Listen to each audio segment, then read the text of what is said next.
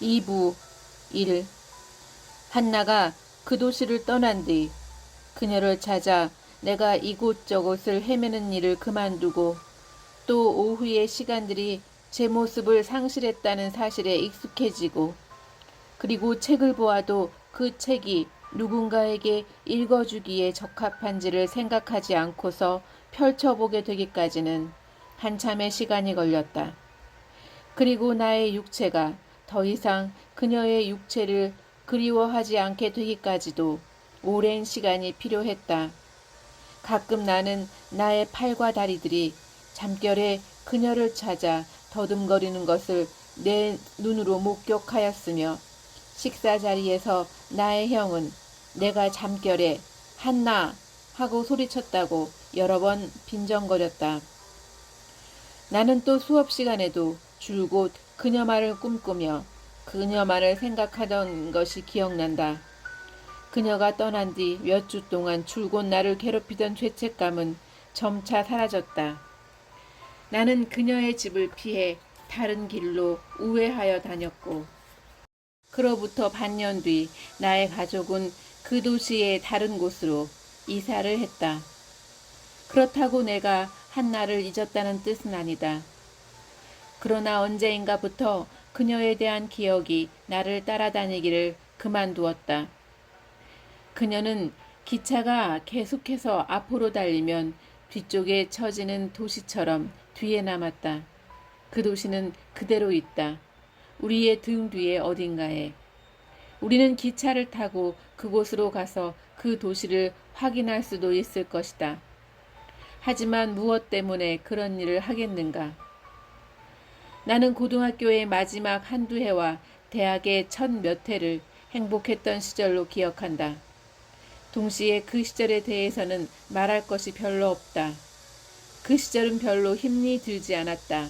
대학 입학 자격시험도 엉겹결에 선택한 법학 공부도 내겐 힘들지 않았고 친구를 사귀는 일도 연애를 하는 일도 그리고 헤어지는 일도 힘들지 않았다. 그 어느 것도 내겐 힘들지 않았다. 모든 것이 쉬웠고 모든 것이 가벼웠다. 어쩌면 그 때문에 기억의 보퉁이가 그렇게 조그만지도 모르겠다. 아니면 내가 작다고 생각하는 것일까? 나는 또한 그 행복했던 기억들이 도대체 사실과 부합하는지 자문하기도 한다. 조금만 더 오래 생각해보면 부끄럽고 고통스러운 상황들이 줄줄이 마음속에 떠오른다. 그리고 나는 내가 한나에 대한 기억들과 작별을 하기는 했지만 그 기억을 완전히 극복한 것은 아님을 알고 있다. 한나 이후로 나는 그 누구에게도 굴욕을 당하거나 굴종을 참아내지 않겠다. 모든 죄책감을 내게로 돌리거나 죄책감을 느끼지도 않겠다. 상실의 아픔을 가져올 만큼의 사랑은 이제 더 이상 하지 않겠다. 이런 것들을 당시에는 뚜렷이 생각하지는 못했지만 마음속으로 단호하게 느끼고 있었다. 나는 오만하고 우쭐해하는 태도에 점차 익숙해졌다. 그 무엇으로도 흠짓 하나 나지 않는 요지부동의 인간처럼 행동했다. 나는 그 무엇도 내게 끼어드는 것을 용납하지 않았다.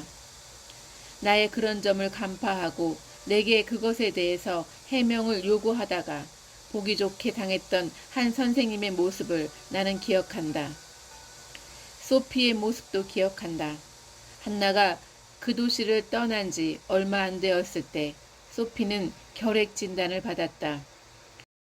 그녀는 3년을 요양원에서 보낸 후 돌아왔다. 그땐 내가 막 대학생이 되어 있을 때였다. 그녀는 외로웠고 옛 친구들을 만나고 싶어 했다. 그렇기 때문에 그녀의 마음속으로 파고드는 일은 어렵지 않았다.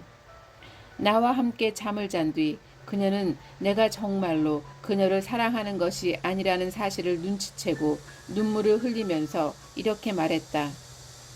너 도대체 어떻게 된 거야? 너 도대체 어떻게 된 거야? 나는 나의 할아버지도 기억한다. 나는 그분을 임종 직전에 몇 번 찾아간 적이 있다. 그러던 어느 날 할아버지는 나를 위해 하느님의 은총을 빌려고 했고 그에 대해 나는 그런 것은 아무것도 믿기지도 않으며 원치도 않는다고 말해버렸다. 내가 당시에 그러한 행동을 하고서 의기양양해 했다는 사실은 지금으로서는 상상하기 어려운 일이다.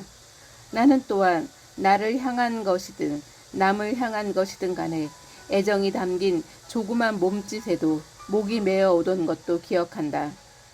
때로는 영화의 한 장면만 봐도 그랬다. 매정함과 극단적인 감성상의 이 같은 병조는 나 스스로 생각해도 이상했다. 2. 나는 한날을 다시 보았다. 그것은 법정에서였다. 강제 수용소와 관련된 역사상 처음 열리는 재판도 아니었고 아주 중요한 강제 수용소 재판 중에 하나도 아니었다. 당시에 나치 과거와 이와 관련된 재판에 대해 연구를 하던 몇 안 되는 교수들 중에 하나였던 우리 교수님은 그 재판을 한 세미나의 대상으로 삼았다. 학생들의 도움을 빌려서 그 재판을 처음부터 끝까지 추적하고 또 평가할 수 있을 걸로 생각했기 때문이다. 나는 그가 검증하고 증명하려 했던 것 혹은 반박하려고 했던 것이 무엇이었는지 이젠 더 이상 기억하지 못한다. 그 세미나에서 우리가 소급 처벌 금지에 대해서 논의했던 것은 기억한다. 수용소 감시원들과 그 앞잡이들을 처벌할 수 있는 법령이 그들의 범죄 행위가 벌어질 당시에 이미 형법에 규정되어 있었다는 것으로 한가?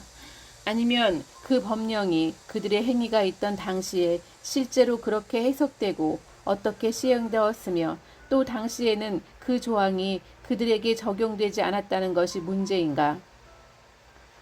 법이란 무엇인가? 법전에 적혀 있는 것을 말하는가? 아니면 사회에서 실제로 집행되고 준수되는 것을 말하는가?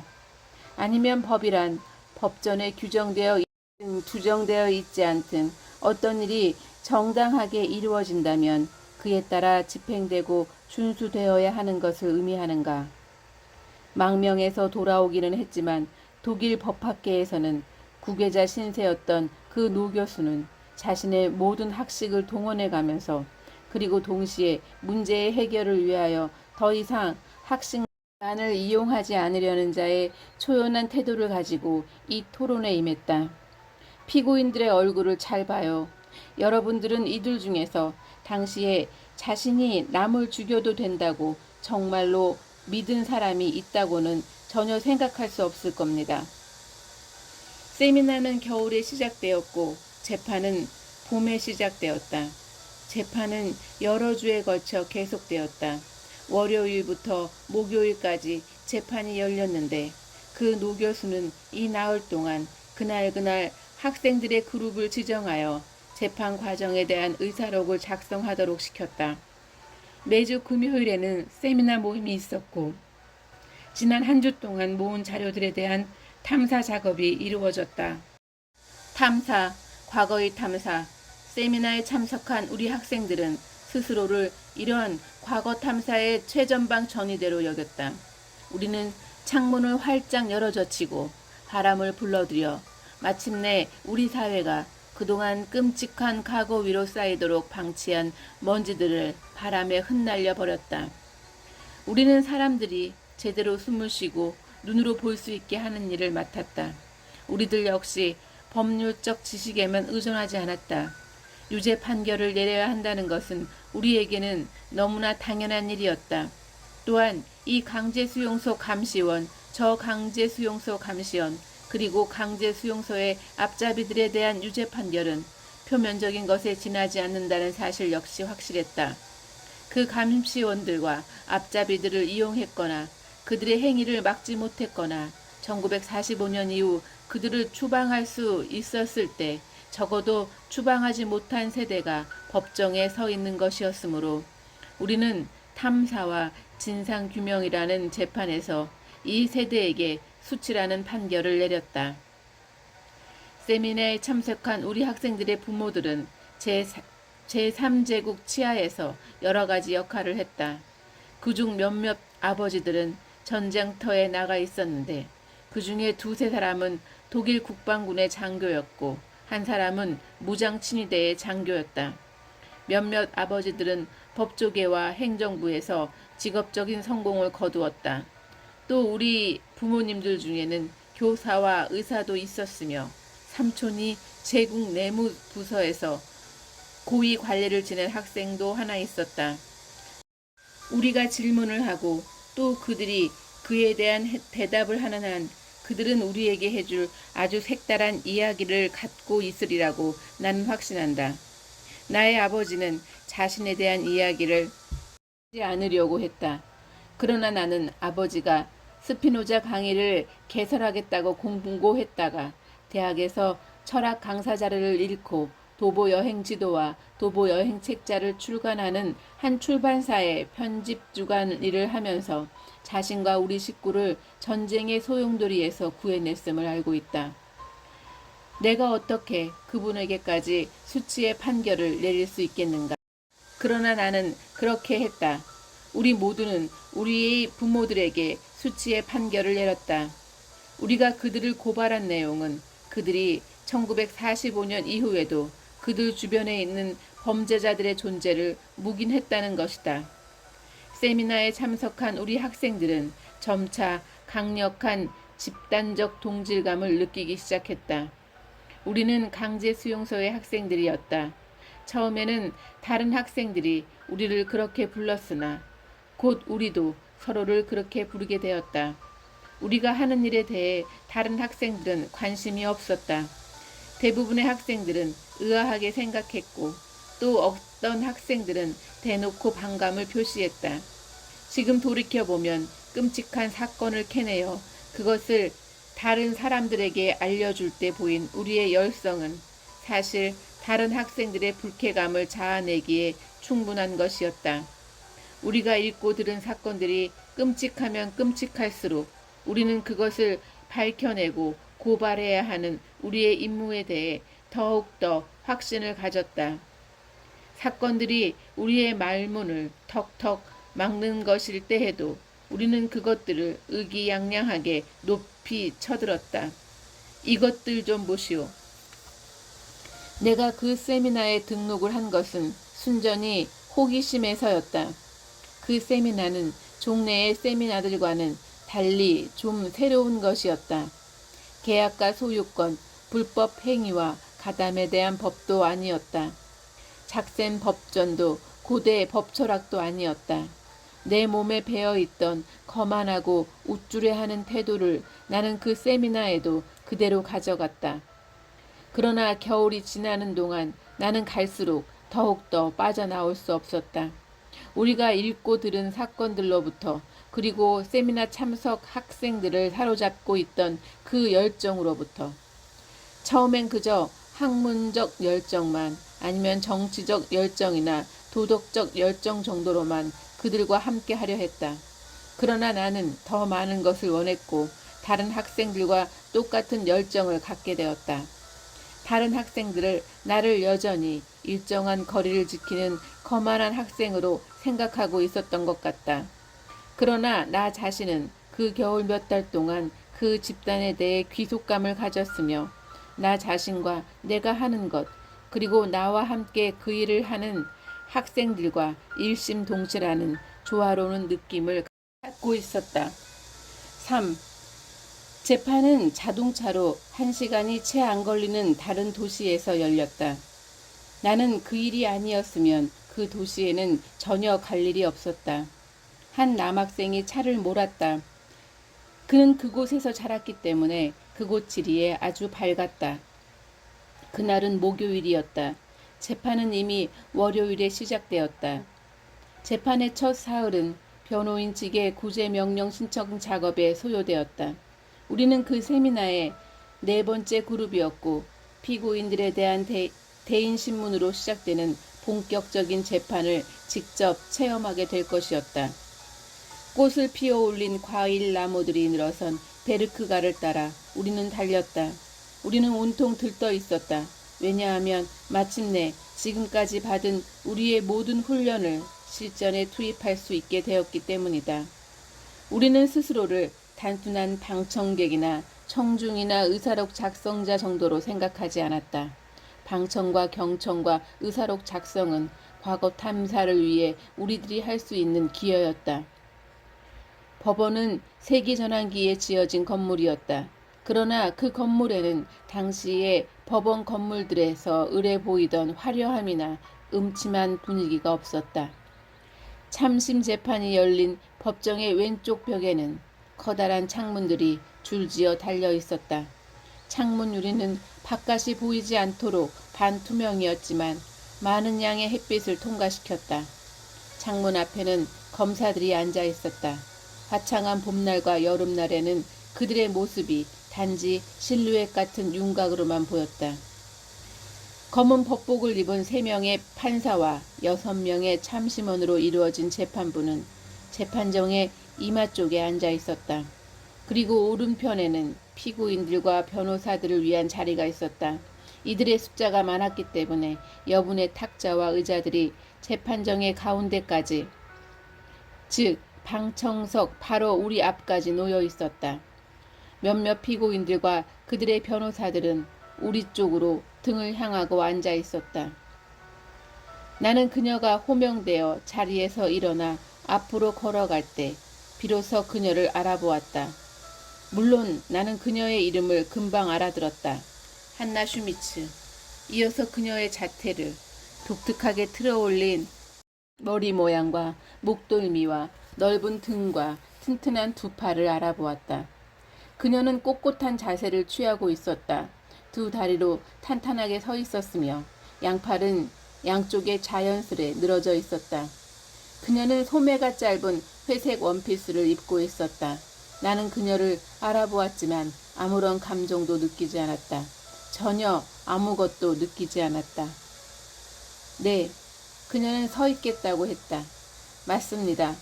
그녀는 1922년 10월 21일에 헤르만 슈타트 근교에서 태어났으며 이제 44살이라고 했다. 맞습니다. 그녀는 베를린에 있는 지멘스 회사에서 일했으며 1943년 가을에 친위대에 들어갔다고 했다. 당신은 자진해서 친위대에 들어갔습니까? 네. 왜죠? 한나는 대답하지 않았다.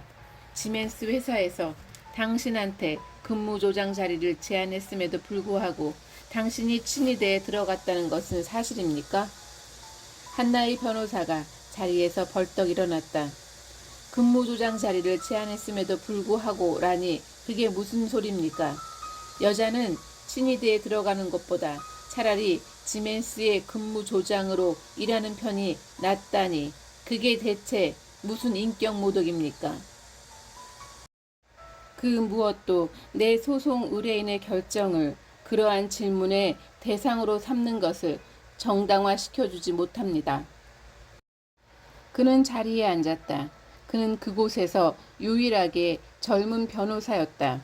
다른 변호사들은 늙었고 그중 몇몇은 곧 밝혀졌듯이 늙은 나치들이었다. 한나의 변호사는 이들이 구사하는 은어와 논법을 피했다. 그러나 그는 성질이 너무 급하고 또 너무 열정에 휩싸여 있었기 때문에 그의 동료들의 국수주의적 장광설이 그들의 소송 의뢰인들에게 해가 되었듯이 그로 인해 그의 소송 의뢰인인 한나에게 해가 되었다. 그는 재판장의 얼굴에 곤혹스러운 표정이 어리게 만들고 재판장이 왜 한나가 친위대에 들어갔느냐는 질문을 더 이상 하지 못하게 하는 데까지 성공했다. 그러나 그녀가 그 결정을 그녀 스스로 깊이 생각한 끝에 외부의 압력 없이 자발적으로 행한 것이라는 인상은 여전히 남아 있었다. 한 배석 판사가 한나에게 친위대에서 무슨 일을 기대했느냐고 묻고 이에 대해서 한나가 친위대는 지멘스뿐만 아니라 다른 공장에서도 경비대에서 일할 여자들을 모집 중이었으며 그래서 거기에 응모했고 또 채용되었다고 설명한 것도 부정적인 인상을 줄여주지는 못했다. 재판장의 뒤이은 질문에 대해서 한나는 확인조로 짤막하게 네라고만 대답했다. 1944년 초까지는 아우슈비츠 수용소에, 그리고 1944년에서 1945년으로 넘어가는 겨울까지는 크라카우 근교의 한 작은 수용소에 배치되었다는 것. 수용소에 잡혀온 사람들과 함께 서쪽을 향해 출발하여 그것에 도착했다는 것. 전쟁이 끝날 무렵엔 카셀에 있었으며 그 후로는 이것저것으로 옮겨 다니면서 살았다는 것 등등. 그녀는 나의 고향 도시에서 8년 동안 살았는데 그것은 그녀가 한 곳에서 보낸 가장 긴 시간이었다. 거주지를 자주 옮긴 것이 도주의 위험을 뜻한다는 겁니까? 변호사는 대놓고 비꼬았다. 제 소송 의뢰인은 거주지를 옮길 때마다 경찰서에 전출입 신고를 했습니다. 때문에 도주할 가능성이 있다고 추론할 만한 근거는 전혀 없습니다. 그리고 제 의뢰인은 숨길 만한 것도 전혀 없습니다. 구속영장을 심사한 판사는 고발된 범행의 중대함과 일반인들이 보일 분노의 위험성에 비추어 저의 소송 의뢰인을 자유롭게 놔두는 것은 참을 수 없다, 이거 아닙니까? 고귀하신 판사님, 그것은 나치식 체포 이유입니다. 그것은 나치에 의해서 도입되었다가 나치가 물러난 뒤에는 다시 폐지되었습니다. 그러한 것은 이제 더 이상 존재하지 않습니다. 변호사는 상대방의 구린 구석을 발가벗길 때의 예의 심술기 어린 은근한 표정을 지으며 말했다. 나는 갑자기 소스라치게 놀랐다. 나는 내가 한나의 체포를 당연하고도 잘된 일로 생각하고 있음을 깨달았다. 그것은 비난이나 고발된 내용의 무거움 혹은 혐의의 중대함 때문이 아니었다. 사실 이런 것에 대해서 나는 아직 자세한 것을 전혀 모르는 상태였다. 오히려 그것은 그녀가 나의 세계와 나의 삶으로부터 도망쳐 감방에 갇혀 있어야 했기 때문이었다. 나는 그녀를 나로부터 멀리 두고 싶었다. 아주 멀리. 그리하여 나는 그녀가 지난 몇 년 동안 내 가슴 속에서 만들어진 모습대로 단순한 추억으로 남게 되길 바랬다.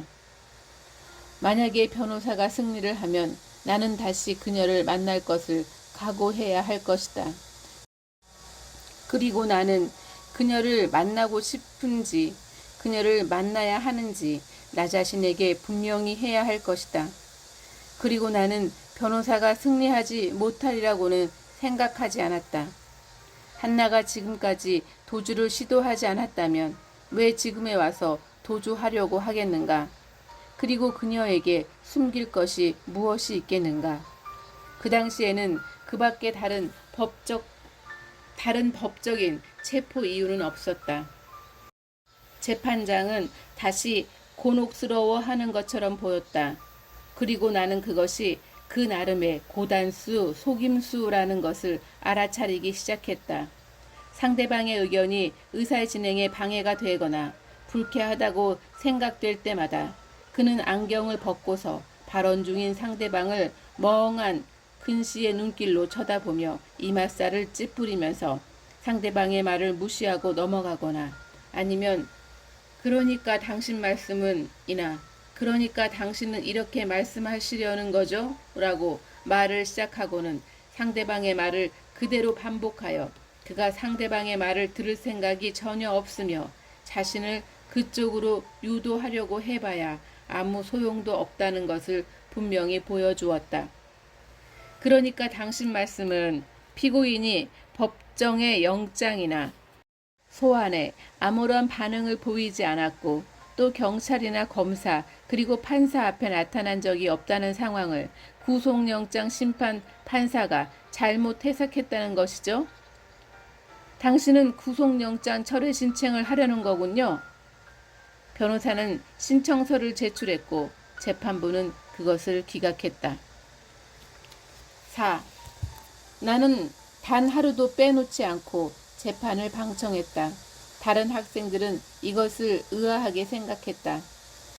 세미나 담당 교수는 우리들 중 한 사람이 먼저 번 그룹이 듣고 본 내용을 다음 그룹에게 알려줄 수 있게 된 데 대해서 기뻐했다.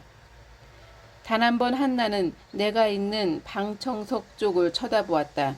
재판이 열린 그 밖의 다른 모든 날에는 그녀는 대개 법원의 여자 정리에 의해 법정으로 안내되어 자리에 앉고 나면 줄곧 판사석만을 주시했다. 그것은 도도한 인상을 주었다. 그리고 또 그녀가 다른 피고인들과 전혀 이야기를 나누지 않고 또 그녀의 변호사와도 거의 말을 하지 않는 것 역시 도도하다는 인상을 주었다. 그러나 다른 피고인들 역시 재판의 시일이 계속해서 늘어남에 따라 서로 말을 하는 빈도수가 줄어들었다. 그들은 휴정이 되면 친척이나 친구들과 자리를 함께 했고 매일 아침 친척이나 친구들이 방청석에 와 있는 것을 보면 그들을 향해 손짓을 하고 큰 소리로 인사를 했다. 한나는 휴정이 되어도 있던 자리에 그대로 앉아 있었다. 그렇게 나는 그녀의 모습을 뒤에서 바라보았다. 나는 그녀의 머리와 목덜미와 어깨를 보았다.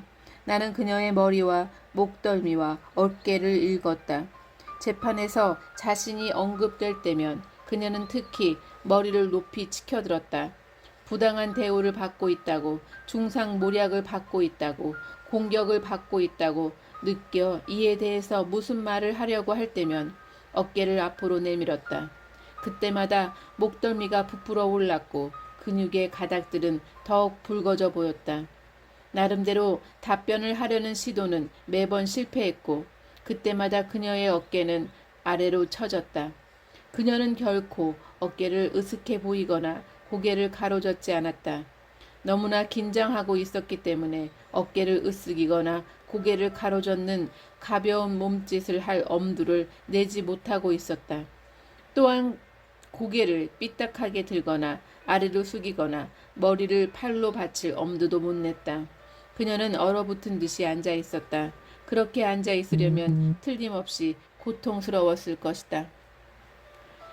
가끔 단단하게 틀어올린 머리에서 몇 올의 머리카락이 빠져나와 잔물결을 일으키며 목덜미 위로 늘어졌다가는 창문 틈새로 불어오는 바람결에 날리며 목덜미를 쓸었다.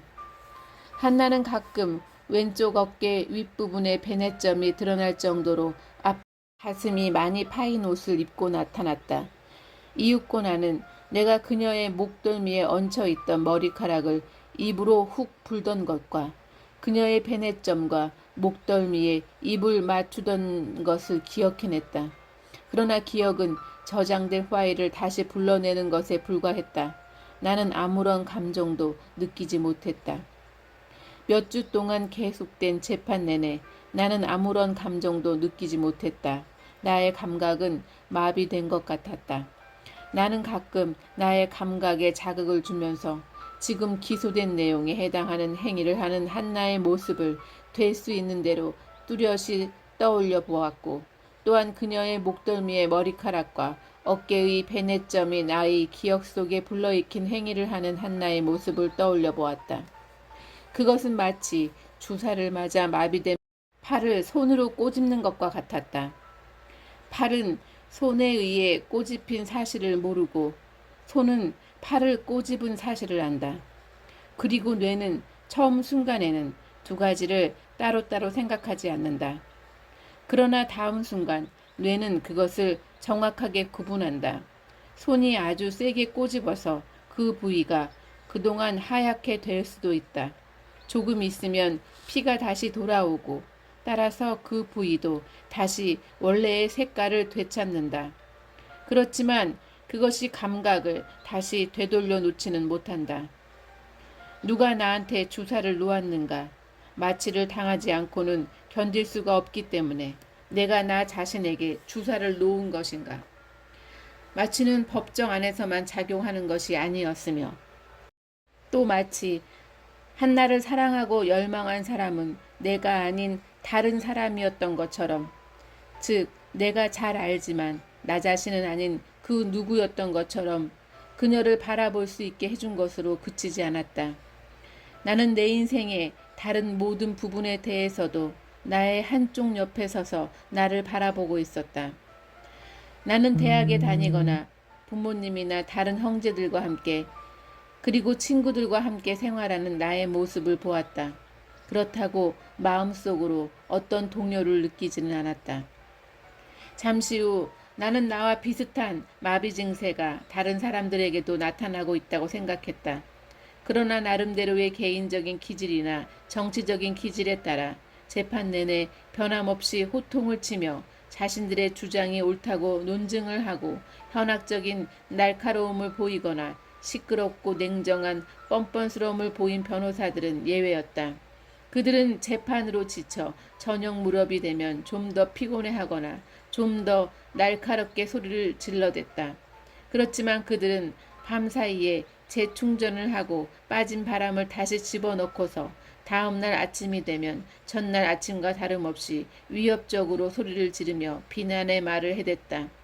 검사들은 나름대로의 페이스를 유지하려고 애쓰면서 매일매일 똑같은 공격력을 보여주려 했다. 그러나 그들은 그렇게 하지 못했다. 그 이유는 처음에는 재판의 대상과 결과들이 너무나 경악스러웠기 때문이고 나중에는 그들에게도 마비 증세가 나타나기 시작했기 때문이다. 이러한 마비 증세는 판사들과 참심원들에게서 가장 심하게 나타났다. 그들은 재판이 시작된 첫 몇 주 동안에는 때로는 눈물과 함께, 때로는 힘겨운 목소리로, 때로는 흥분과 당혹감에 배인 말투로 소상히 밝혀지고 있는 끔찍한 사실들을 누가 봐도 알아차릴 수 있는 놀라움이나 혹은 힘겹게 평정을 유지하려는 얼굴빛으로 경청했다. 시간이 지나면서 그들은 정상적인 얼굴빛을 되찾았고 미소를 머금은 얼굴로 서로 무슨 말을 속삭이기도 했으며 증인이 증언을 하다가 이야기의 맥락을 놓치면 안타까워하는 기색을 보이기도 했다. 재판 중에 이스라엘로 가서 한 여자 증인의 말을 들어보자는 의견이 나오자 그들은 여행에 대한 기대감으로 들뜬 표정을 짓기도 했다. 다른 학생들은 늘 새삼스럽게 경악을 금치 못했다.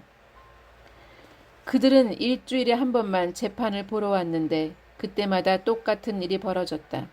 그것은 바로 그 경악스러움이 그들의 일상 속으로 침투하는 일이었다. 단 하루도 빼놓지 않고 재판에 참석한 나는 그들의 반응을 거리를 두고 관찰할 수 있었다. 그러한 나의 태도는 마치 한 달 한 달 죽지 않고 살아남아 강제 수용소 생활에 익숙해져 가면서 새로 오는 사람들의 공포심을 무심하게 기록하는 수감자 같았다. 나는 살인과 죽음을 직접 목격했을 때 그런 수감자가 느꼈을 것과 똑같은 마비 상태에 있었다. 살아남은 사람들의 모든 기록은 이러한 마비 상태에 대해서 증언하고 있다. 이러한 마비 상태 속에서 삶의 기능은 최대 한도로 축소되고 사람들의 행동은 다른 사람들에 대해 무관심, 무자비하게 되고 가스 살포와 화장이 일상적인 일이 되는 것이다. 범행자들의 간헐적인 언급에서도 가스실과 화장용 화덕은 일상적인 주변 활동으로 등장했다. 범행을 저지른 자들의 삶 자체 역시 몇 가지 기능으로 국한되었다. 그들은 마취되거나 술에 취한 듯한 무관심과 무자비, 불감증을 보였다. 내가 보기에 피고인들은 여전히 이러한 마비 증세에 사로잡혀 있었고 앞으로도 영원히 그럴 것 같아 보였으며 그러한 상태로 거의 화석화 되어버린 것 같았다. 내가 이렇게 널리 번진 마비 상태에 대해서 그리고 이러한 마비가 범행을 저지른 자들과 희생자들 뿐만 아니라 우리 모두를 즉 나중에 판사나 참심원, 검사나 의사록 기록자의 자격으로 이러한 사건들을 다루게 된 우리 모두를 사로잡아 버렸다는 사실에 대해서 골똘히 생각하던 당시에 그리고 내가 동시에 범행자들과 희생자들, 죽은 자들과 산 자들, 살아남은 사람들 그리고 이들의 후손들을 서로 비교하던 당시에 나는 기분이 좋지 않았다. 그리고 이것을 생각하면 지금도 기분이 좋지 않다. 이들 모두를 이렇게 서로 연결된 관계로 생각해도 되는가? 나는 다른 사람들과 대화를 하는 도중 그와 같은 비교를 하게 되며 늘 그와 같은 비교가 강제 수용소에 강제로 끌려갔느냐 아니면 자발적으로 갔느냐, 고통을 당한 입장이냐 아니면 다른 사람에게 고통을 준 입장이냐 하는 차이점을 절대 상대화시킬 수 없으며 오히려 그러한 차이점이 가장 중요한 것이고 모든 것을 결정하는 중요한 상황이라고 강조했다. 그러나 다음 순간 나는 다른 사람들의 의아함과 분노에 부딪혔다. 왜냐하면 나는 다른 사람들이 의의를 제기한 데 대한 반발로 그런 말을 한 것이 아니라 다른 사람들이 무슨 의의의 말을 꺼내기도 전에 그런 말을 해댔기 때문이다. 또한 나는 지금도 스스로에게 묻고 이미 당시부터 스스로에게 묻기 시작한 질문을 갖고 있다. 우리 제2세대들은 유대인 박멸과 관련된 끔찍한 정보들을 실제로 어떻게 대해야 했으며 또 어떻게 대해야 하는가? 우리는 이해할 수 없는 것을 이해할 수 있다고 해서도 안 되고 비교 대상이 될 수 없는 것을 비교할 수 있다고 생각해서도 안 되며 자꾸만 물어봐서도 안 된다. 왜냐하면 질문자는 그 끔찍한 사건들 자체를 문제로 삼지는 않는다 하더라도 그 앞에 다만 경악과 수치의 죄책감으로 침묵할 수밖에 없는 것들을 의사소통의 대상으로 삼기 때문이다. 우리는 다만 경악과 수치와 죄책감을 느끼면서 그것들 앞에 침묵해야 하는가? 무엇을 위해? 그렇다고 내가 세미나에 임할 때 보였던 탐사와 진상규명의 열성이 재판이 진행되는 동안 쉽게 식어버렸다는 말은 아니다. 그러나 몇몇 사람들이 판결을 받고 형을 살고 제2세대인 우리들은 경악과 수치심과 죄책감으로 입을 다무는 것, 그것이 지금 할 수 있는 전부인가? 5. 두 번째 주에 기소장 낭독이 있었다. 낭독은 하루 반나절이 걸렸고 반나절 동안 쉬지 않고 이루어졌다. 첫 번째 피고인은 했으며 나아가서 했고 또한 했으므로 피고인은 이러이러한 조항의 범죄 사실 구성 요건을 충족시켰고 나아가서 피고인은 이러한 범죄 사실 구성 요건과 저러한 범죄 사실 구성 요건을 했으며 피고인은 또한 법에 어긋나게 죄를 범하는 행동을 했다는 등등. 한나는 네 번째 피고인이었다. 기소된 5명의 여자들은 아우슈비츠의 외곽 수용소인 크라카우 근교의 한 작은 수용소에서 감시인 노릇을 했던 사람들이었다. 그들은 1944년 초에 아우슈비츠에서 그곳으로 배치되었다. 수용소 여성들이 일하던 공장에서 일어난 폭발로 죽거나 다친 여성 감시인들을 대체하여 투입된 것이었다. 기소 사항 중 하나는 아우슈비츠에서의 그들의 행동과 관련된 것이었으나 그것은 다른 기소 사항들의 뒷전으로 밀려났다. 내용은 더 이상 기억나지 않는다. 그 내용이 한나가 아닌 다른 여자들하고만 관계가 있었기 때문일까? 아니면 다른 기소 사항들과 비교해 볼 때 덜 중요했기 때문일까?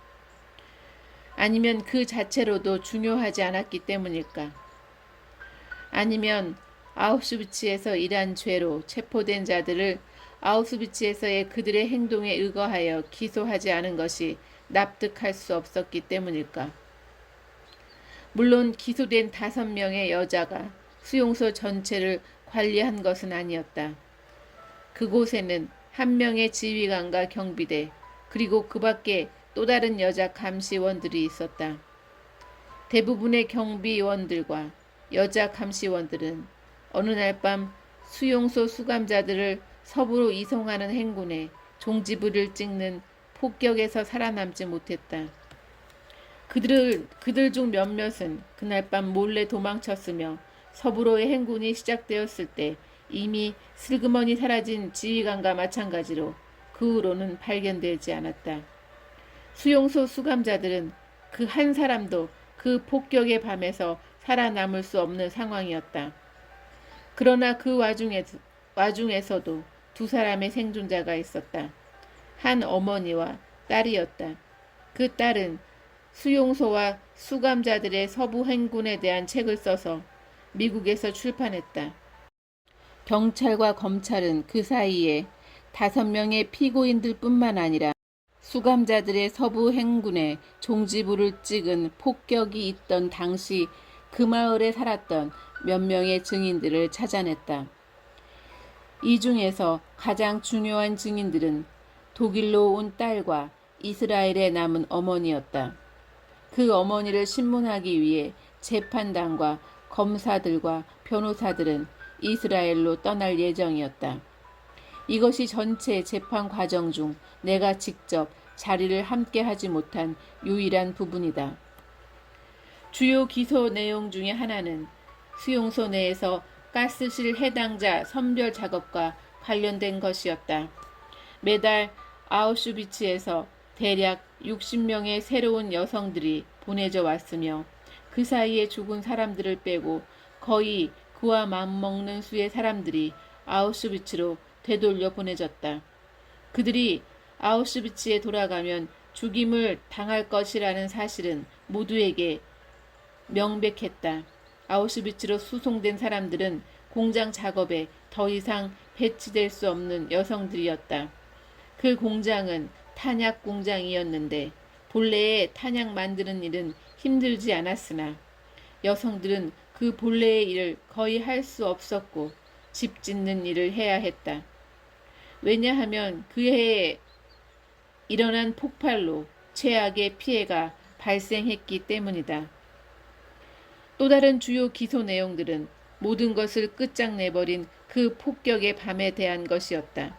경비대와 여자 감시원들은 수백 명의 여성 수감자들을 대부분의 주민들이 떠나버린 한 마을의 교회에 감금시키고 문을 잠가 놓았다. 그곳에 떨어진 폭탄은 불과 몇 개에 지나지 않았다. 아마도 근처에 있는 철도나 공장 시설물을 겨냥한 것 같았다. 아니면 꽤 큰 도시에 폭격을 가하고서 남은 폭탄들을 그냥 그곳에 떨어뜨린 것인지도 모른다. 그중 하나는 경비대와 여자 감시원들이 자고 있는 목사관을, 다른 하나는 교회의 탑을 명중시켰다. 먼저 탑에 불이 붙었고 그 불이 지붕으로 옮겨 붙었으며 이윽고 들보가 불에 타면서 교회의 실내로 무너져 내렸고 의자들에 불이 붙기 시작했다. 육중한 문들은 꿈쩍도 하지 않았다. 피고인들은 마음만 먹으면 그 문을 열어줄 수 있었다. 그러나 그들은 문을 열어주지 않았고 교회 안에 갇혀 있던 여자들은 모두 불에 타 죽었다. 6. 재판은 한나에게 더 나쁘지 않게 진행될 수도 있었다. 그녀는 이미 예비 신문 때 재판부에 좋지 않은 인상을 주었다. 기소장 낭독이 다 끝난 뒤 그녀는 사실과 부합하지 않는 것이 있다고 용기 있게 말했다. 그러자 재판장은 화가 난 듯한 말투로 그녀에게 이렇게 훈계했다. 재판부가 고발 내용을 조사하고 이의 사항들을 기록할 때까지는 아직 시간이 있으므로 그녀는 기소장을 충분히 검토하고 나서 이의를 제기할 수 있으며 지금은 심리가 진행 중이니 기소장의 내용이 맞고 안 맞고는 증거물들이 밝혀줄 것이라고. 증거조사에 들어가기에 앞서 재판장이 그 생존한 딸이 쓴 책의 독일어 판본은 이미 독일의 한 출판사에 의해 출판 준비 중에 있고 또 그에 따라 재판에 관계된 모든 사람들이 그 책을 원고 상태로 볼 수 있게 되었기 때문에 낭독하는 일을 그만두겠다고 했을 때 한나는 재판장의 화난 듯한 시선을 받으며 그녀의 변호사의 설득에 넘어가 그 제안에 동의한다는 뜻을 분명하게 나타내지 않을 수 없었다. 그녀는 그렇게 하고 싶지 않았다. 그녀는 또한 초반에 판사의 신문 때 교회 열쇠를 가지고 있었다고 시인했던 사실마저도 인정하지 않으려고 했다. 그녀는 그 열쇠를 갖고 있지 않았으며 누구도 그 열쇠를 갖고 있지 않았다. 교회 문을 여는 열쇠는 결코 하나가 아니었다. 오히려 여러 개의 문을 열 수 있는 여러 개의 열쇠들이 있었으며 그 열쇠들은 바깥에 있는 자물쇠에 꽂혀 있었다. 등등. 그러나 그녀가 직접 읽고 서명한 판사의 신문 조서에는 다르게 적혀 있었다. 그리고 왜 자기에게 혐의를 뒤집어 씌우려고 하느냐는 그녀의 물음이 상황을 더 좋게 만들지는 못했다. 그녀는 큰 소리로 혹은 득이만만하게 묻지는 않았다. 그러나 그녀의 질문은 집요했다. 그러면서도 내가 보기에 질문하는 그녀의 태도는 눈이나 귀로 분명히 감지할 수 있을 정도로 갈팡질팡했다. 그리고 또 사람들이 자기에게 무엇인가를 뒤집어 씌우려고 한다는 말 역시 그녀는 고의적인 법률 왜곡에 대한 비난의 뜻에서 한 것도 아니었다. 그러나 재판장은 그녀의 말을 그렇게 이해하고 날카로운 반응을 보였다. 한나의 변호사는 자리에서 벌떡 일어나 성급히 말문을 터뜨리다가 그의 소송 의뢰인이 하는 비난의 말을 추인하려는 것이냐는 판사의 질문을 받고는 다시 자리에 주저앉았다. 한나는 모든 것을 곧바로 정정하려고 하였다. 자신이 부당한 취급을 받고 있다는 생각이 들면 반박을 했고 그녀가 보기에 그녀에 대한 주장과 비난이 옳다고 여겨지면 시인을 했다. 그녀는 마치 시인을 함으로써 그 다음에 반박할 권리를 얻거나 아니면 반박을 함으로써 그녀가 솔직하게 의의를 달 수 없는 어떤 사실을 시인해야 할 의무를 넘겨받은 것처럼 끈질기게 반박을 했고 또 기꺼이 시인을 했다. 그러나 그녀의 끈질긴 태도가 재판장의 심기를 건드리고 있다는 사실은 알아차리지 못했다. 그녀는 이야기의 맥락에 대해서 게임의 규칙에 대해서 그녀의 발언과 다른 사람들의 발언을 유죄와 무죄, 유죄 판결과 무죄 판결의 실마리로 삼을 수 있는 법칙들에 대해서 아는 것이 아무것도 없었다. 그녀의 상황 판단 능력의 결여를 표현하기 위해서 그녀의 변호사는 경험이 더 많거나 더 자신감이 있어야 했다.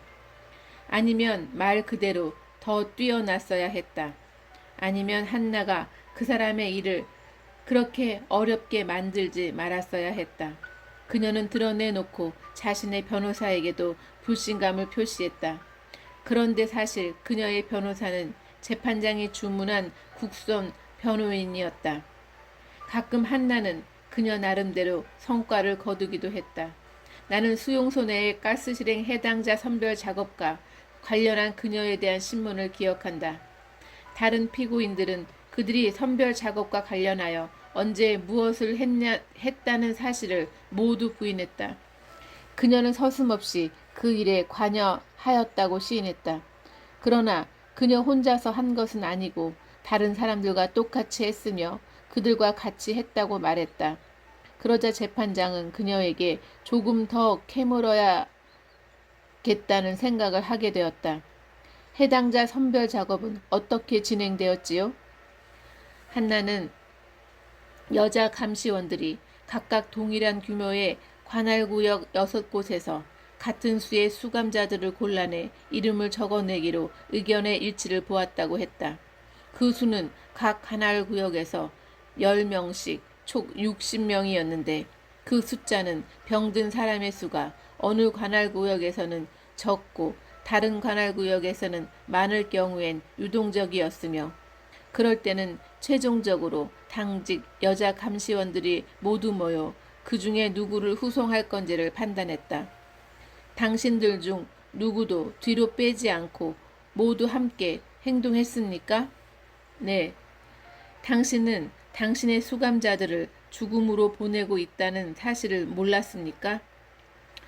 알고 있었습니다. 하지만 새로운 사람들이 왔고 이전 사람들은 새로운 사람들을 위해 자리를 양보해야 했습니다. 그러니까 당신은 자리를 만들어야 했기 때문에 당신 그리고 당신은 후송돼서 죽어야 해 라고 말했나요? 한나는 재판장이 한 질문의 의도를 이해하지 못했다.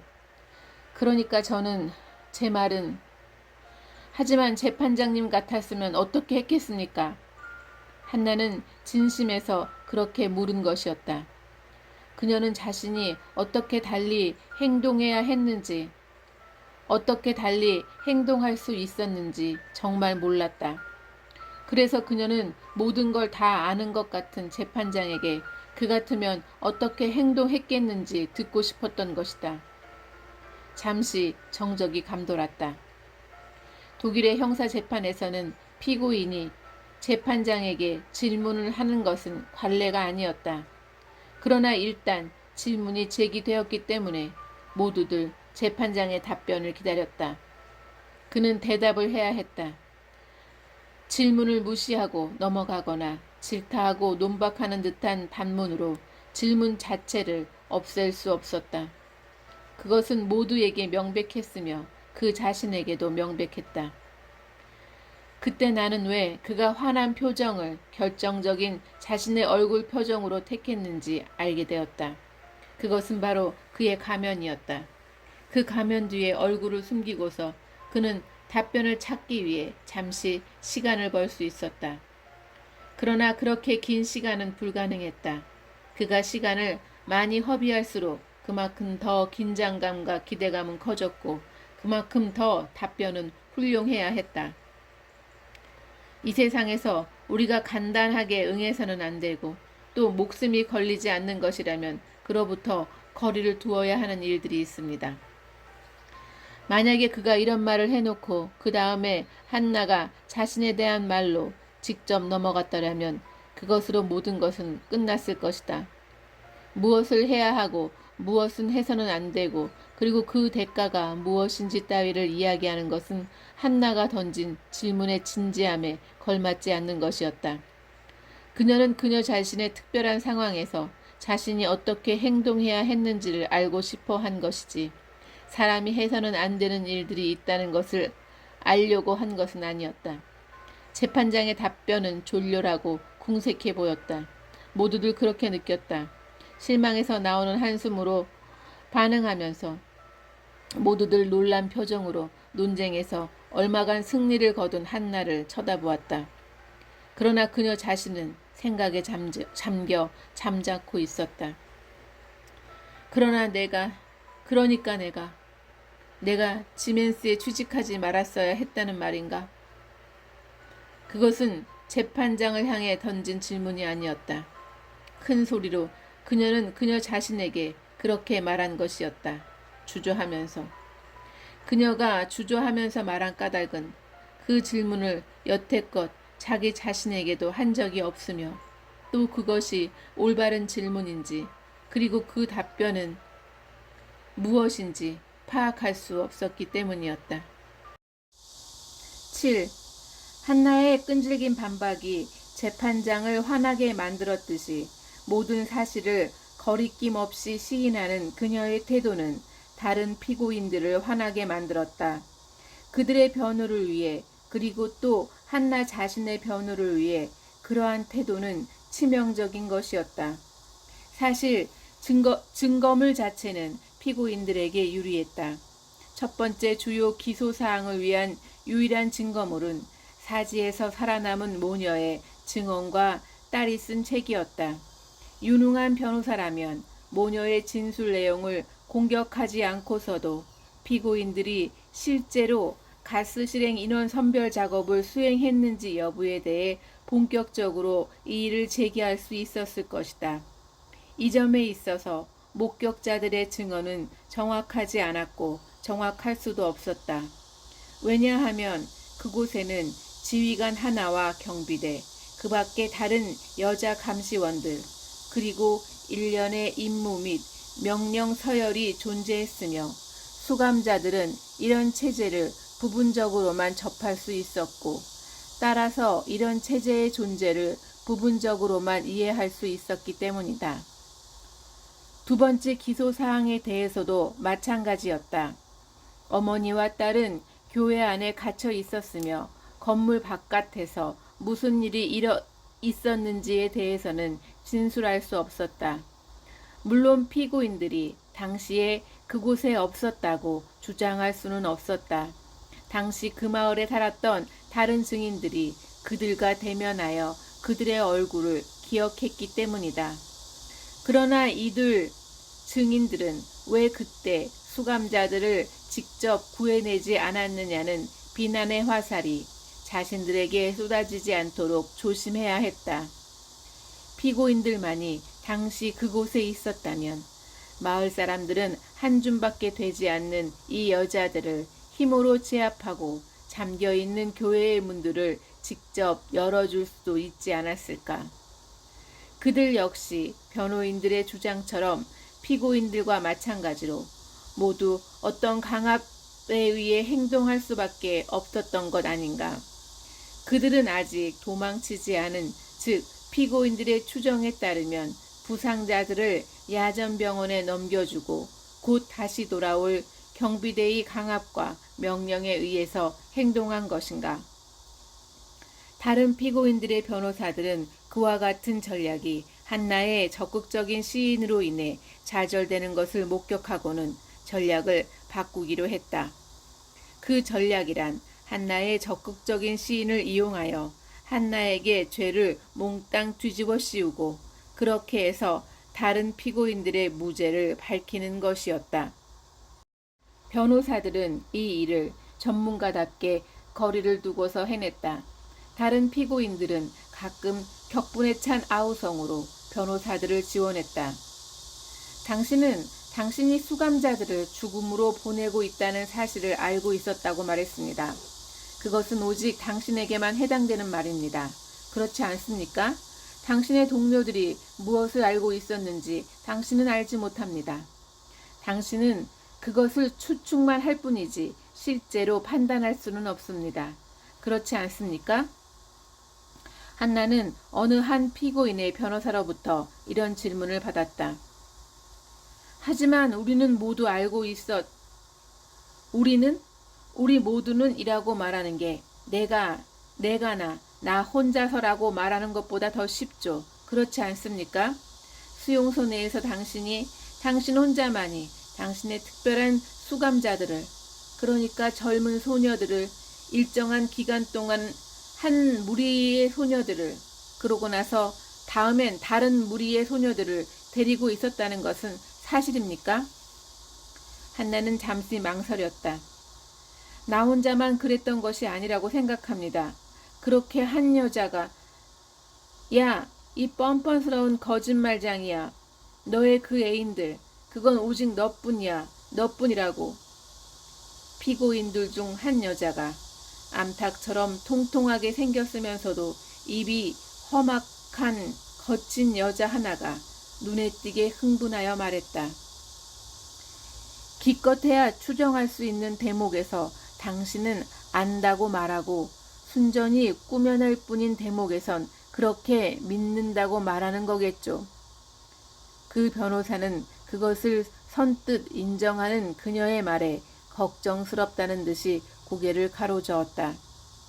그리고 당신의 그 특별한 수감자들에게 실증을 느끼면 그들을 모두 다음 수송 때 아우슈비츠로 돌려보냈다는 것도 사실입니까? 한나는 대답하지 않았다. 그것은 당신 나름의, 그러니까 당신의 개인적인 가스 실행 인원 선발이었습니까? 그렇지 않습니까? 당신은 이제 그 사실을 더 이상 인정하려 들지 않습니다. 당신은 그 사실을 모두가 한 일이라고 발뺌하려고 하고 있습니다. 그렇지만 오 하느님, 자신에 대한 신문이 끝난 뒤 방청석에 앉아있던 딸이 두 손으로 얼굴을 감쌌다. 내가 어떻게 그것을 잊을 수 있겠어요? 재판장은 딸에게 자신의 진술을 보충하고 싶은지 물었다. 딸은 앞으로 나오라는 말이 떨어질 때까지 기다리지 않았다. 그녀는 벌떡 일어서더니 방청석에서 그냥 말을 하기 시작했다. 맞아요. 저 여자는 애인들을 두고 있었어요. 언제나 젊고 연약하고 섬세하게 생긴 여자들이었어요. 저 여자는 그들을 보호해주고 일을 하지 않아도 되도록 해주고 잠자리도 좋은 것을 내주었으며 필요한 것을 갖다 주고 다른 사람들보다 더 좋은 음식을 주었고 밤이 되면 그들을 자기 방으로 불렀어요. 그리고 소녀들은 저 여자가 밤마다 자기들과 무슨 일을 하는지 말해서는 안 되었어요. 그래서 우리는 저 여자가 소녀들과 그 짓을 한다고 생각했어요. 왜냐하면 마치 저 여자가 그 아이들을 상대로 재미를 보다가 실증을 느끼면 그러는 듯이 그 아이들을 모두 아우슈비츠로 후송되었기 때문이지요. 그러나 사실은 전혀 그렇지 않았어요. 어느 날 한 소녀가 말을 해서 알게 되었어요. 소녀들은 저 여자에게 책을 읽어주었던 거예요. 매일 밤마다 말이에요. 그것은 그 짓을 하는 것보다는 좋은 일이었지요. 집 짓는 공사장에 나가서 죽도록 일하는 것보다 편한 일이었고요. 나는 그것이 다른 일보다 더 좋을 거라고 생각했던 게 틀림없어요. 안 그랬다면 내가 어찌 그것을 잊지 않고 있었겠어요? 하지만 그게 더 좋은 것이었을까요? 그녀는 자리에 앉았다. 한나가 등을 돌려 나를 쳐다보았다. 그녀의 시선은 나를 금방 찾아냈다. 나는 그녀가 내가 그곳에 와 있다는 것을 줄곧 알고 있었음을 깨달았다. 그녀는 나를 그냥 물끄러미 바라보았다. 그녀의 얼굴은 무엇을 요구하지도 않았으며 무엇을 부탁하지도 않았고 내게 무엇을 확신시키거나 약속하지도 않았다. 그녀의 얼굴은 그저 있는 모습을 그대로 보여줄 뿐이었다. 나는 그녀가 얼마나 긴장하고 있는지 그리고 얼마나 지쳐 있는지 알 수 있었다. 눈 밑에는 그늘이 져 있었고 두 뺨에는 내가 알지 못하는 주름이 위에서 아래로 양쪽으로 나 있었다. 그 주름들은 아직 그렇게 깊지 않았으나 그녀의 얼굴을 이미 흉터처럼 장식하고 있었다.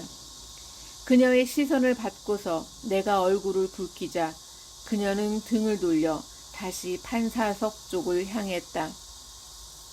재판장은 한나에게 신문을 한 변호사를 향해 피고인에게 질문할 것이 더 있는지 물었다.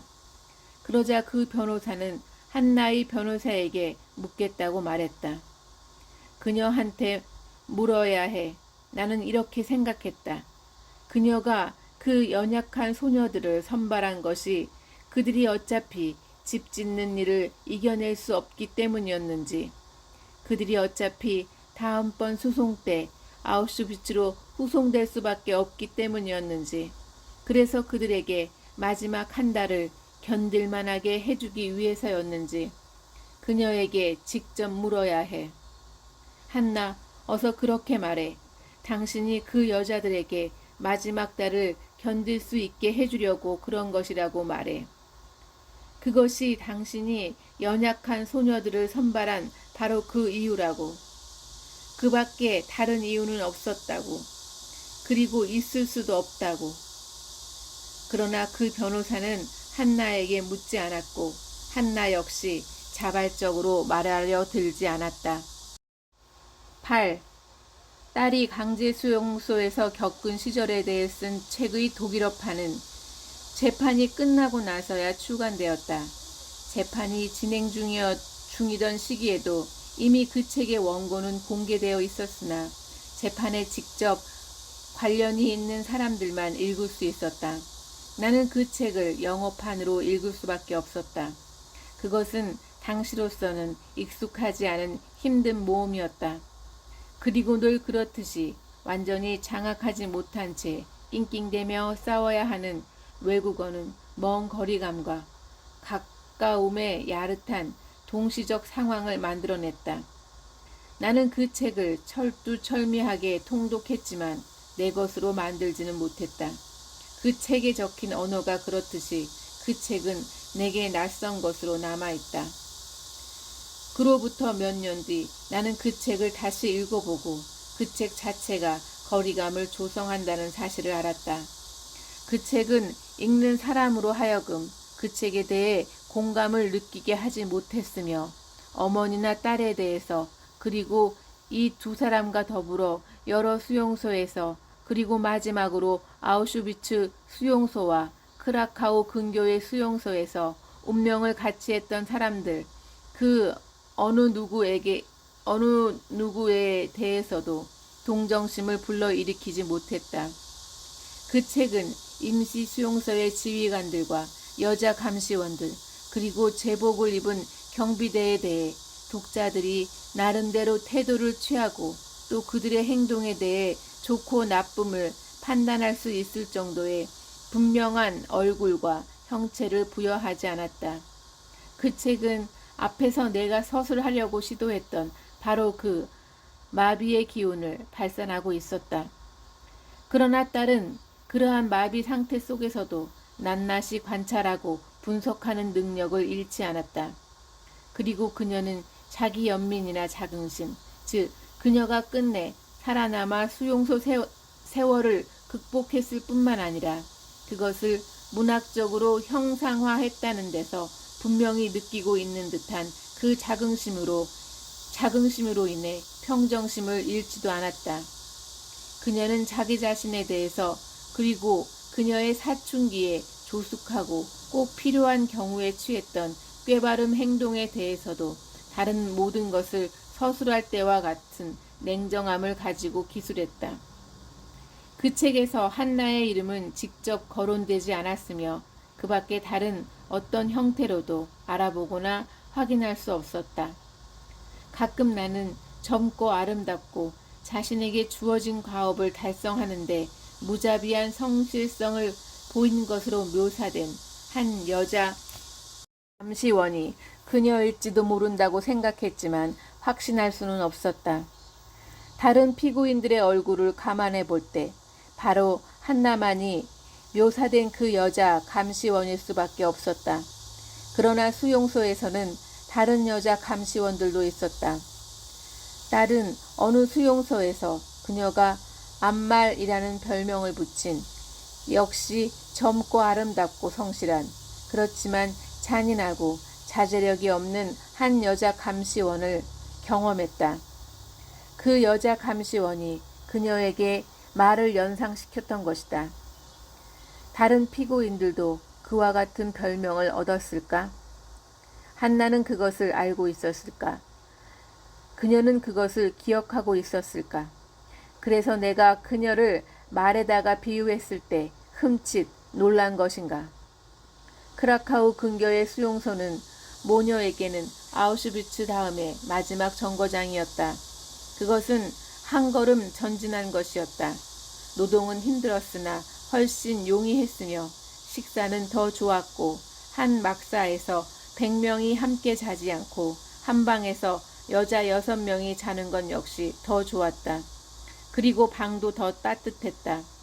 여자들은 공장에서 수용소 막사로 돌아오는 길에 나무를 주워 모아 가져올 수 있었기 때문이다. 가스실행 선발에 대한 공포는 물론 그곳에도 있었다.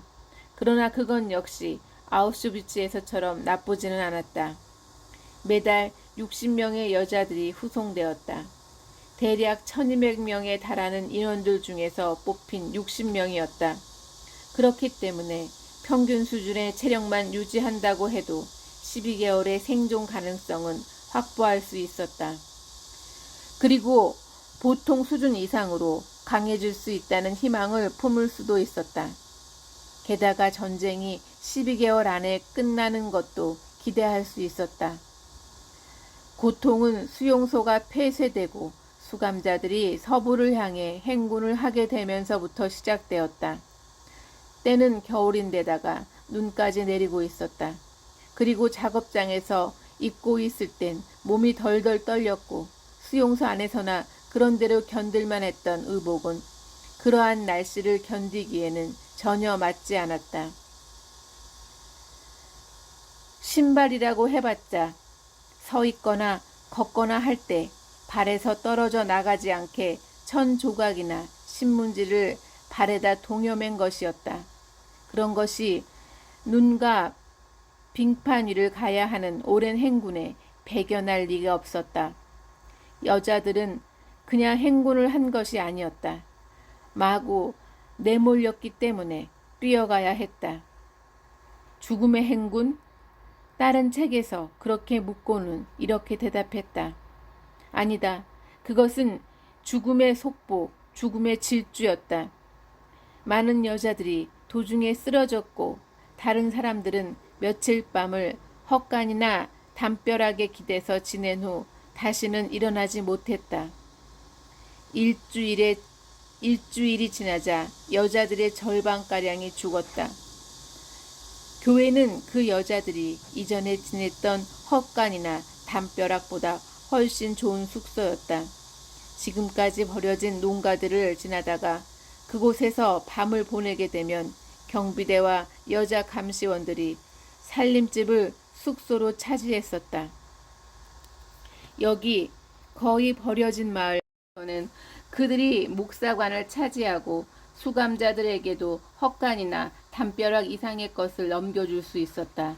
그들이 그러한 행동을 보였다는 것과 또 수감자들이 그 마을에서 따뜻한 국물까지 얻어먹었다는 사실은 그들에게 고난의 끝을 약속해 주는 것처럼 보였다.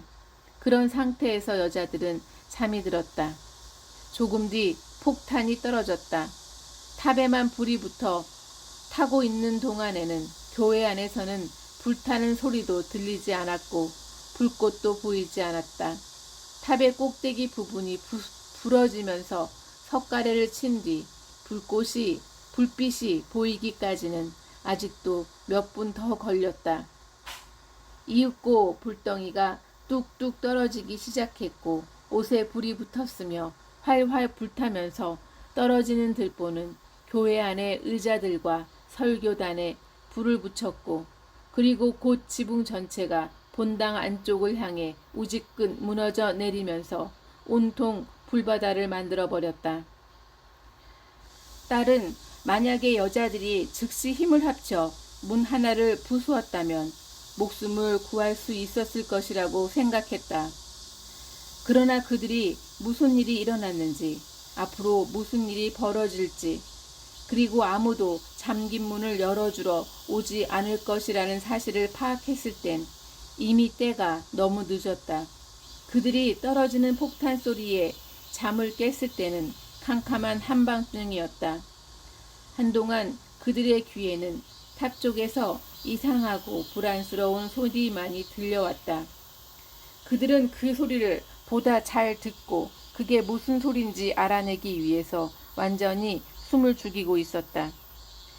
그것이 불이 타오르면서 내는 후두둑 탁탁 소리였다는 것, 창문 너머로 가끔 밝은 빛으로 일렁거린 것이 불빛이었다는 것, 그들의 머리 위에서 난 우지끈하는 소리가 불꽃이 탑에서 지붕으로 옮겨 붙은 것을 의미했다는 것, 이 모든 것을 여자들은 교회의 석가래에 불이 붙은 것을 보고서야 깨달았다. 그들은 그것을 알아차리고는 정신없이 울부짖었다. 그들은 놀라서 소리를 지르며 도와달라고 절규했고 문 쪽으로 몰려가 문을 흔들고 문을 두드리고 몸부림쳤다. 불붙은 지붕이 본당 안으로 무너져 내리자 사방의 벽은 굴뚝이 되어 불길을 더욱 피워 올렸다. 대부분의 여자들은 질식해 죽은 것이 아니라 시끄럽게 소리를 내면서 활활 타오르는 불덩이 속에서 붉게 타 죽었다. 끝에 가서는 불길이 쇠를 입힌 문들마저 벌겋게 달구면서 완전히 태워 없애버렸다. 그러나 그것은 몇 시간이 지난 뒤의 일이었다. 모녀는 어머니가 잘못된 동기에서 옳은 행동을 하는 바람에 살아남을 수 있었다. 여자들이 공포에 휩싸였을 때 그녀는 그들 속에 함께 있는 것을 더 이상 참을 수 없었다. 그녀는 교회의 위층 골마루로 도망쳤다. 거기서 타오르고 있는 불덩이 쪽으로 더욱 가까이 가는 것 따위는 그녀에겐 문제가 되지 않았다. 그녀는 몸에 불이 붙어 울부짖으면서 몸부림치는 여자들로부터 떨어져 혼자 있고 싶었다. 위층 골마루는 비좁았다. 너무나 비좁았기 때문에 불붙은 들보의 손길이 그곳에는 거의 미치지 않았다. 어머니와 딸은 벽에 몸을 바싹 붙이고 서서 불길의 광란을 눈으로 보고 귀로 들었다. 그들은 다음 날이 되어서도 아래층으로 내려가 바깥으로 나갈 엄두를 내지 못했다. 밤이 오면서 어두워지자 그들은 계단의 발판과 바깥으로 나가는 길을 찾지 못할까 두려웠다. 그 다음 날 먼동이 터올 때 교회에서 빠져나온 두 사람은 마을에 사는 몇 명의 주민과 마주쳤다. 마을 사람들은 두 사람을 넋을 잃고 말없이 쳐다보더니 그들에게 옷가지와 먹을 것을 주어 보냈다. 9. 당신은 왜 문을 열어주지 않았습니까? 재판장은 피고인들에게 돌아가며 똑같은 질문을 던졌다. 그때마다 그들은 똑같은 대답을 했다. 문을 열 수 없었다. 어째서? 목사관에 폭탄이 떨어졌을 때 나는 부상을 입었다. 혹은 폭탄이 떨어졌을 때 나는 공포에 사로잡혀 있었다. 혹은 폭탄이 떨어진 뒤 나는 부상당한 경비대원들과 다른 여자 감시원들 때문에 정신이 없었다. 그들을 무너진 건물 더미에서 구해내 붕대를 감아주고 돌보아 주어야 했다. 교회를 생각할 겨를이 없었다. 나는 교회 근처에 있지 않았다. 나는 교회에 불이 난 것을 보지 못했다. 나는 교회에서 들려오는 비명소리를 듣지 못했다. 재판장은 피고인 하나하나에 대하여 똑같은 비난을 했다. 보고서는 다르게 읽힌다. 재판장의 그 말은 상당히 신중을 기한 표현이었다. 친위대의 문서들 속에서 발견된 보고서에는 다르게 적혀 있었다고 말하면 잘못된 표현이었을 것이다. 그러나 보고서가 다르게 읽힌다는 표현은 옳은 것이었다. 보고서에는 목사관에서 누가 죽었고 누가 부상을 당했으며 누가 부상자들을 트럭에 태워 야전병원으로 후송했는지 그리고 누가 지프를 타고 후송차를 에스코트했는지 일일이 이름이 열거되어 있었다. 보고서에는 여자 감시원들이 화재가 진정되기를 기다렸으며 불길이 번지는 것을 막고 수감자들이 화재를 틈타 도망치는 것을 저지하기 위해서 뒤쪽으로 물러나 있었다고 기록되어 있었다. 보고서는 수감자들의 죽음을 언급했다. 피고인들의 이름이 보고서에 열거된 명단에 들어있지 않았다는 사실은 그들이 뒤에 물러나 있던 여자 감시원들 부류에 속해 있었다는 것을 뜻했다. 여자 감시원들이 수감자들의 도주를 막기 위해 뒤로 물러나 있었다는 사실은 무너진 목사관에서 자기 편 부상자들을 구해내 야전병원으로 후송시키는 것으로 모든 게 다 끝난 것이 아님을 의미했다. 뒤에 물러나 있던 여자 감시원들은 교회의 불길이 보고서에는 그렇게 읽혔다. 광란하도록 내버려 두었으며 교회의 문들 역시 잠긴 채로 놔두었다. 뒤에 물러나 있던 여자 감시원들 중에는 보고서는 그렇게 읽혔다. 피고인들이 포함되어 있었다. 아닙니다. 피고인마다 하나씩 그렇지 않다고 말했다. 보고서는 거짓이다. 그것은 그 보고서에 뒤에 남은 여자 감시원들이 불길이 번지는 것을 막는 임무를 맡았다고 기록된 것만 보아도 알 수 있다. 자신들이 어떻게 그런 임무를 수행할 수 있었겠는가? 말도 안 되는 소리다. 그리고 수감자들이 화재를 틈타 도망가는 것을 막는다는 다른 임무 역시 말도 안 된다. 도주라고? 그들이 자기 편 사람들을 더 이상 돌보지 않아도 되어 다른 사람들, 즉 수감자들을 돌볼 수 있는 형편이 되었을 때 보니 도망을 칠 수 있는 사람은 단 한 사람도 없었다. 아니다. 보고서는 그들이 그날 밤에 행하고 수행하고 겪은 일들을 사실과 전혀 다르게 기록하고 있다. 어떻게 그렇게 그릇된 보고서가 작성되었는가? 그것도 모르겠다. 그때 몸이 뚱뚱하고 입이 험악한 그 여자 피고인이 나섰다. 그녀는 그것에 대해 알고 있었다. 저 여자한테 물어보세요. 그녀는 손가락으로 한나를 가리켰다. 저 여자가 보고서를 썼어요. 저 여자한테 모든 책임이 있어요. 다 저 여자가 한 짓이에요. 그래서 저 여자는 그 보고서로 모든 것을 감추고 우리를 끌고 들어가려 한 거예요. 재판장은 한나에게 물었다. 그러나 보고서와 관련한 이 질문은 그의 마지막 질문이었다. 당신은 왜 문을 열어주지 않았습니까? 우리는 한나는 답변을 찾았다. 우리는 달리 할 도리가 없었습니다. 달리 할 도리가 없었다고요? 우리 중 몇 사람은 목숨을 잃었고 다른 사람들은 도망쳤습니다. 그들은 부상자들을 야전병원에 후송하고 돌아오겠다고 말했지만 자기들이 다시는 돌아오지 않으리라는 것을 알고 있었습니다. 그리고 우리들 역시 그것을 알고 있었습니다. 어쩌면 그들은 처음부터 야전병원으로 가지 않았는지도 모릅니다. 부상자들은 그 정도로 심하게 다치지 않았으니까요. 우리도 함께 타고 가고 싶었습니다. 그러나 그들은 부상자들을 위해 자리가 필요하다고 했습니다. 그리고 어쨌든 그들은 그렇게 많은 여자들을 함께 데려가고 싶어 하지 않았습니다. 저는 그들이 어디로 갔는지 지금도 알지 못합니다. 당신은 무슨 일을 했습니까? 우리는 무슨 일을 해야 할지 몰랐습니다. 모든 게 너무나 순식간에 일어났습니다. 목사관에도 불이 났고 교회의 탑에도 불이 났으며 남자들과 자동차들은 방금까지만 해도 그곳에 있다가 모두 떠나버렸고 졸지에 우리만이 교회 안의 여자들과 함께 남게 되었습니다.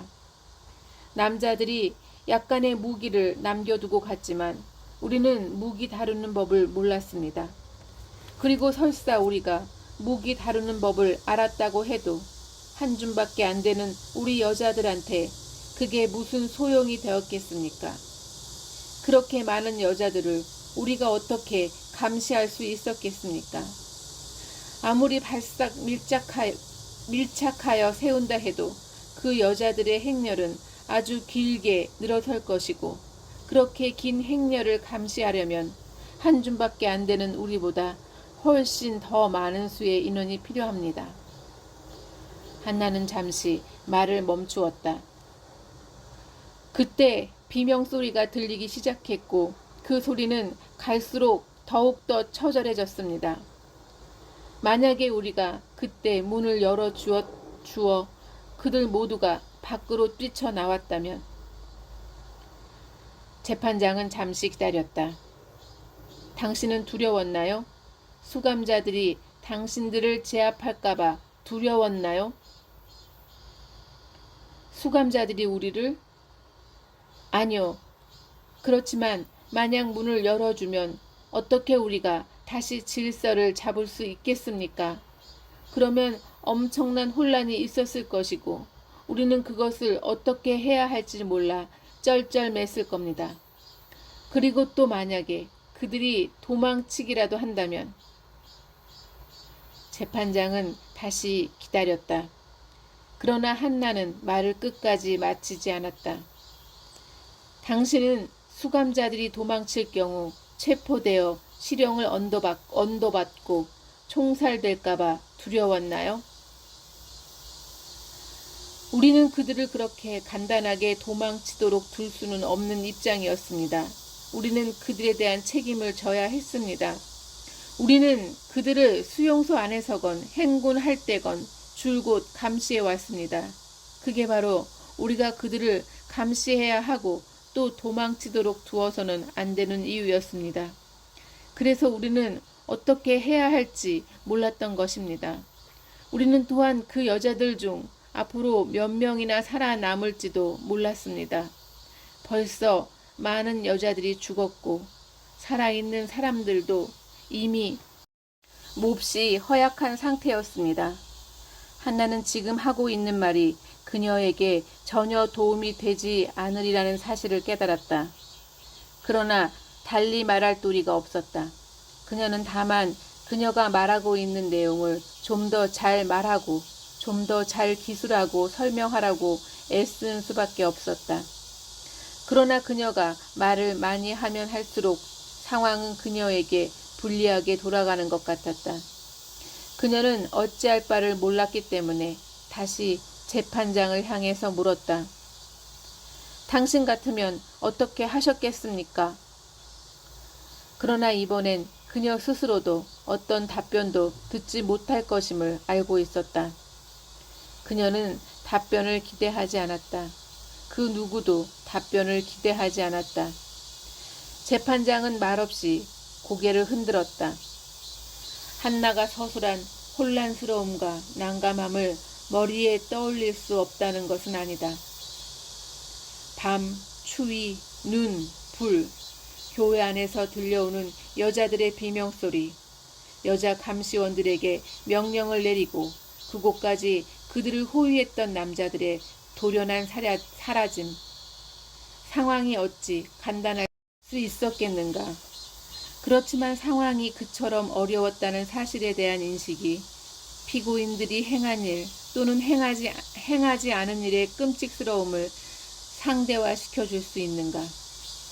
추운 겨울밤 한적한 도로에서 일어난 사람이 크게 다치고 차가 완전히 파손되었지만 어찌할 바를 몰라 쩔쩔매는 자동차 사고처럼, 아니면 우리가 직접 개입하지 않을 수 없는 두 개의 동등한 의무 사이에서의 갈등처럼, 이것이 바로 우리가 한나가 서술한 것을 머릿속에 떠올릴 수 있지만 그것을 수용할 수 없는 이유이다. 당신이 보고서를 썼습니까? 우리는 무슨 내용을 쓸지 함께 궁리했습니다.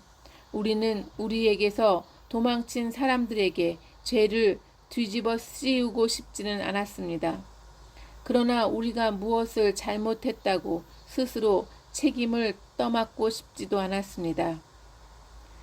당신은 그러니까 당신들이 함께 궁리를 했다고 말하고 있습니다.